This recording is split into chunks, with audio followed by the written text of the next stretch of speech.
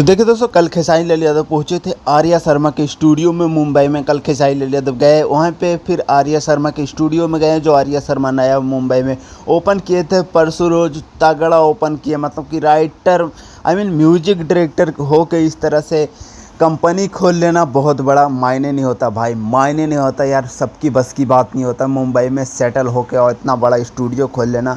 गजब लेवल को तगड़ा स्टूडियो है। जो जो गाना गाना चाहते हैं सब कुछ दिया हुआ है, डिटेल उनका इंस्टा आईडी पे और फेसबुक आईडी पे पूरा डिटेल दिया हुआ, आप लोग जाके चेक कर सकते हैं। आर्या शर्मा के स्टूडियो नया खोले हैं, ताबड़तोड़ स्टूडियो खोले हैं, मतलब गजब लेवल पे।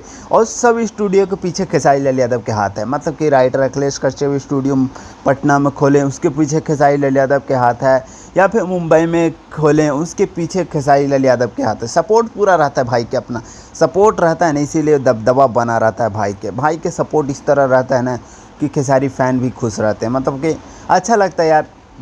लोगों के मदद करते रहते हैं खेसारी लाल यादव, या उनका राइटर हो गया, उनका म्यूजिक डायरेक्टर हो गया, या फिर हर कोई को सपोर्ट करते रहते हैं। ज़्यादा कुछ नहीं बोलता हूँ, ऐसी वीडियो देखने के लिए तुम लोग सब्सक्राइब करो चैनल यार, थोड़ा सपोर्ट देखो। पता नहीं क्या रीज़न है, क्या नहीं रीज़न है, तुम लोग बिल्कुल वीडियो को लाइक शेयर कर ही नहीं रहा। आई डोंट नो, मुझे पसंद नहीं आ रहा है, तुम लोग पता नहीं क्या कर